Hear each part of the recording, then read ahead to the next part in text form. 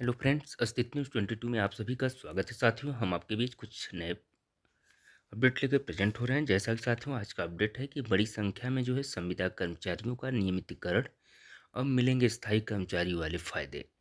तो जो भी regulation benefits for contract employees यानी इनके बारे में विस्तृत जानकारी हम आपके बीच साथियों साझा कर रहे हैं। कृपया आप सभी साथी ध्यानपूर्वक सुनने का प्रयास करें। साथ ही साथ चैनल पर नए हो तो सब्सक्राइब करना ना भूलें, बेल आइकन को जरूर प्रेस करें ताकि आपके बीच हम ऐसे ही करंट अपडेट्स लेकर प्रेजेंट होते रहें, जिससे आप सभी साथियों तक बहुत ही आसानी से सारे नोटिफिकेशन मिलते रहे आपको। तो चलिए अपडेट पे आगे बढ़ते हैं। जैसा कि साथियों, संविदा कर्मचारियों के लिए बहुत बड़ी खुशखबरी है। सरकार ने बड़ी संख्या में संविदा कर्मचारियों के नियमितीकरण का फैसला लिया है।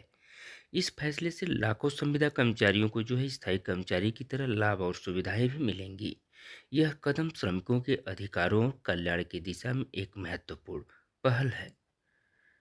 जैसा कि साथियों, इस नियमितीकरण प्रक्रिया से न केवल कर्मचारियों की नौकरी सुरक्षा बढ़ेगी, बल्कि उन्हें बेहतर वेतन, पेंशन, चिकित्सा सुविधाएं और अन्य सामाजिक सुरक्षा लाभ भी मिलेंगे।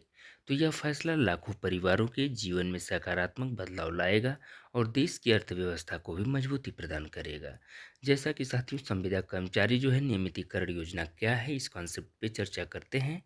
तो जैसा कि संविदा कर्मचारी नियमितीकरण योजना एक ऐसी पहल है जिसके तहत अस्थायी या संविदा पर काम कर रहे कर्मचारियों को स्थायी कर्मचारी का दर्जा दिया जाता है।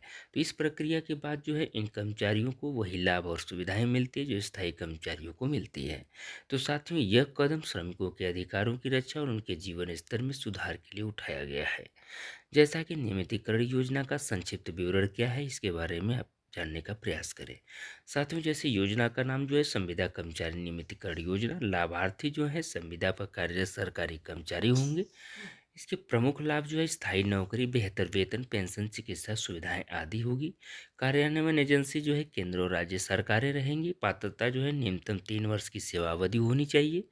आवेदन प्रक्रिया में जैसे ऑनलाइन और ऑफलाइन दोनों मान्य है। दस्तावेज आधार कार्ड, पैन कार्ड, सेवा प्रमाण पत्र आदि। लागू होने की तिथि 1 जनवरी 2025। अब हम बात करते हैं साथियों, रेगुलेशन बेनिफिट्स क्या है, नियमितीकरण के प्रमुख लाभ क्या हैं, इसके बारे में जानकारी लेते हैं।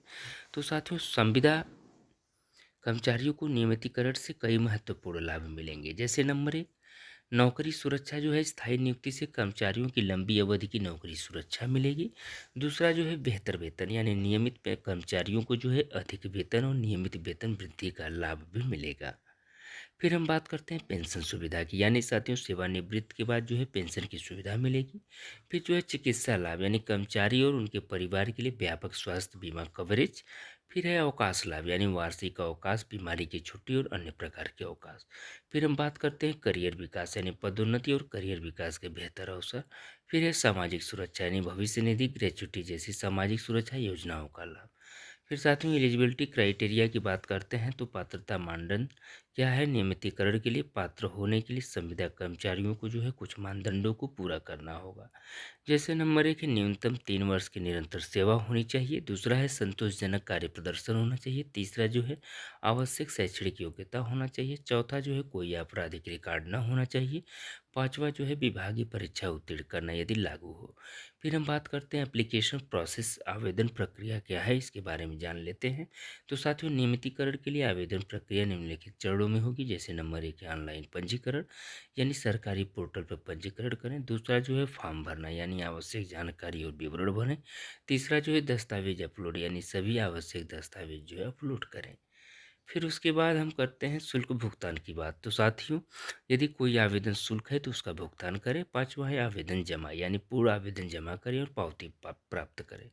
फिर हम आवश्यक दस्तावेज की बात करते हैं तो नियमितीकरण के लिए आवेदन करते समय निम्नलिखित दस्तावेज तैयार रखें। जैसे आधार कार्ड हुआ, पैन कार्ड हुआ, शैक्षिक योग्यता प्रमाण पत्र हुआ, जन्म प्रमाण पत्र हुआ, अनुभव प्रमाण पत्र हुआ, चरित्र प्रमाण पत्र हुआ, जाति प्रमाण पत्र यदि लागू है, फिर बैंक पासबुक की कॉपी हुई। तो साथियों, नियमितीकरण का प्रभाव क्या पड़ेगा, तो संविदा कर्मचारियों के नियमितीकरण का व्यापक प्रभाव पड़ेगा, यानी बेहतर जीवन स्तर पर पड़ेगा। उसके बाद आर्थिक सुरक्षा पर पड़ेगा, मनोबल में वृद्धि, कार्य संतुष्टि में सुधार। एक कर्मचारियों पर हुआ प्रभाव। फिर सरकार पर प्रभाव क्या है, कुशल कार्यबल, बेहतर सेवा प्रदान करना, श्रम कानूनों का बेहतर अनुपालन। फिर साथियों, हम अर्थ व्यवस्था पर क्या प्रभाव पड़ेगा इसके बारे में जान लेते हैं। तो अर्थव्यवस्था में जैसे खपत में वृद्धि होगी, अर्थव्यवस्था को गति मिलेगी, रोजगार सृजन होगा। फिर चैलेंज एंड सॉल्यूशंस यानी चुनौतियां और समाधान क्या है। तो साथियों, नियमितीकरण प्रक्रिया में जो है कुछ चुनौतियां भी हैं, जैसे कि बड़ी संख्या में कर्मचारियों का प्रबंधन, दूसरा जो है वित्तीय बोझ, तीसरा जो है योग्यता आधारित चयन, चौथा जो है विभागीय संरचना में बदलाव। फिर हम समाधान की बात करते हैं।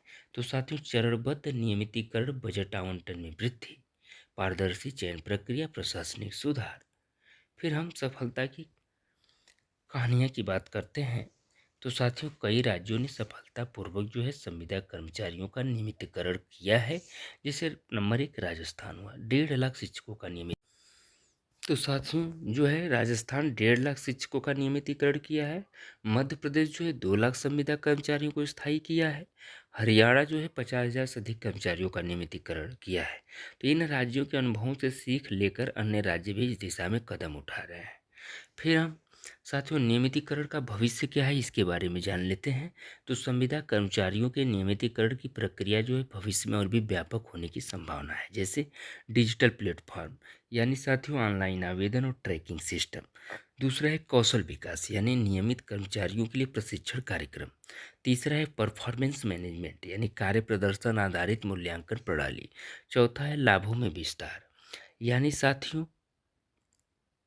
अतिरिक्त सुविधाओं का समावेश होगा। फिर हम लीगल एक्सेप्ट्स की बात करते हैं कि कानूनी पहलू क्या हैं।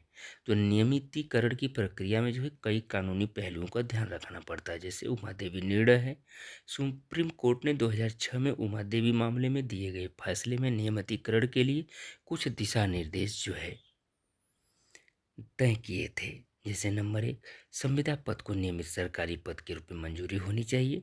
दूसरा जो है संविदा पर भर्ती की प्रक्रिया जो है पारदर्शी और निष्पक्ष होनी चाहिए। तीसरा जो है नियमितीकरण के लिए कम से कम 10 साल की सेवा जरूरी होनी चाहिए। फिर हम बात करते हैं ठेका श्रम कानून क्या है। ठेका श्रम कानून क्या है। तो जैसा कि साथियों संविदा कर्मचारियों पर ठेका श्रम यानी विनियमन और उन्मूलन अधिनियम 1970 लागू होता है। इसके तहत तो अस्थायी प्रकृति के कामों में संविदा कर्मचारियों की नियुक्ति नहीं की जा सकती। दूसरा जो है संविदा कर्मचारियों को नियमित कर्मचारियों के समान वेतन और सुविधाएं मिलनी चाहिए। तो फिर हम बात करते हैं कि समान काम असमान वेतन की। तो साथियों सुप्रीम कोर्ट ने कई फैसलों में कहा है कि समान काम के लिए समान वेतन का सिद्धांत लागू होना चाहिए।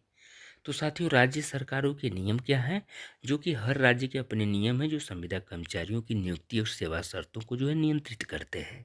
तो डिस्क्लेमर में कह सकते हैं कि साथियों जो भी सूचना हम आप तक प्रेषित कर रहे हो मात्र आपके सूचनात्मक उद्देश्यों के लिए, हालांकि हमने सटीक जानकारी प्रदान करने का बिल्कुल प्रयास किया हुआ है। फिर भी सरकारी नीतियों और नियमों में जो है बदलाव होते रहते हैं। कृपया किसी भी कार्रवाई से पहले आधिकारिक स्रोतों से आप नवीनतम जानकारी प्राप्त करें। यह लेख कानूनी या वित्तीय सलाह नहीं है। नियमितीकरण प्रक्रिया और पात्रता मानदंड राज्य और विभाग के अनुसार भिन्न हो सकते हैं। तो अंतिम निर्णय संबंधित सरकारी विभागों द्वारा लिया जाएगा। तो साथियों जो भी खबर हम प्रेषित कर पा रहे हो मात्र इंटरनेट द्वारा प्राप्त की हुई सूचना। स्थित न्यूज़ 22 इस खबर की पुष्टि नहीं करता। अधिक पुष्टि एवं सत्यापन के लिए आप सभी लोग ऑफिशियल वेबसाइट पर जाकर जांच कर सकते हैं। साथ ही साथ एक बार फिर से चैनल पर नए हो तो सब्सक्राइब करना ना भूलिएगा, बेल आइकन को जरूर प्रेस करिएगा ताकि आपके बीच हम ऐसे ही करंट अपडेट्स लेकर प्रेजेंट होते रहेंगे साथियों, जिससे आप तक बहुत ही आसानी से सारे नोटिफिकेशन आपको मिलते रहेंगे। तो चलिए आप सभी का चैनल पर बने रहने के लिए हम बहुत बहुत धन्यवाद प्रकट करते हैं। थैंक यू सो मच दोस्तों, ऑल ऑफ यू।